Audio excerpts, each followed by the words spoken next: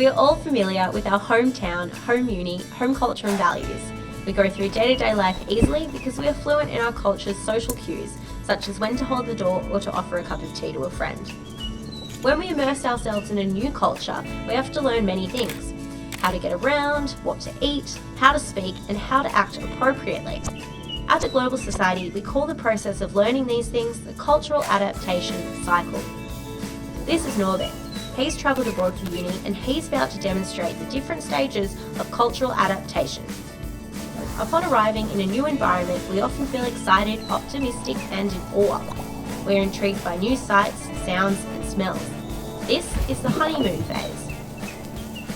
We see the differences between our host culture and our home culture, and we tend to focus on the positive aspects of the new environment. At some point after entering a new environment, the awe of the new culture will wear away.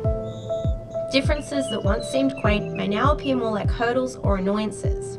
Small challenges become devastations. We may begin to resent our host culture and attribute negative feelings towards our overseas experience. We call this the slump phase, or more commonly known as culture shock.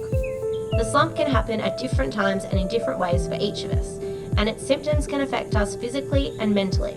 Common symptoms include recurrent illness and changes in your eating habits and sleeping habits, homesickness, and persistent negativity towards the host culture, bouts of frustration and irritability, and feelings of sadness and depression, self-doubt, and withdrawing from friends and other people and activities. While the slump may affect us differently, it's important to remember that we all feel culture shock in some way. Our feelings or struggles are normal and likely being experienced by others too. We should be patient and give ourselves time to work through the slump. Some tips that will assist us in overcoming this challenging phase include: recognize that this unpleasant stage of cultural adaptation is only temporary. Get out into the host culture, visit and explore your new surroundings, and join in on activities and organisations that the host uni provides. Take time to reflect and put your feelings and observations down in a journal. You can talk to someone about your experiences and don't be afraid to laugh at your mistakes. Having a routine that includes eating well, exercising and getting enough sleep is helpful too. And if you're in a second language environment, work on those language skills. With time and patience, we begin to realise the positive outcomes of cultural adaptation. We begin to recover from culture shock and acclimatise to the host culture. We develop an understanding for not only how things are done, but why. This is the realisation phase. Through this, we accept differences more willingly. We navigate the world around us more easily, and we are more confident. Eventually, our new home will no longer be new, and instead feels like a second home. We will have regained emotional stability and are able to live and study to our full potential. We will have built meaningful connections with our second home.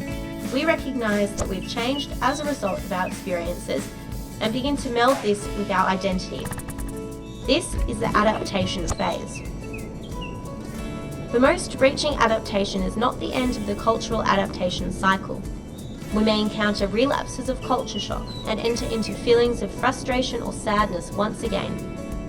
However, having recognised and coped with culture shock once before, we can move forward more confidently using successful strategies. Likely, we will continue to achieve successes and milestones. We will also develop a deeper understanding of our second home. Then we'll return home.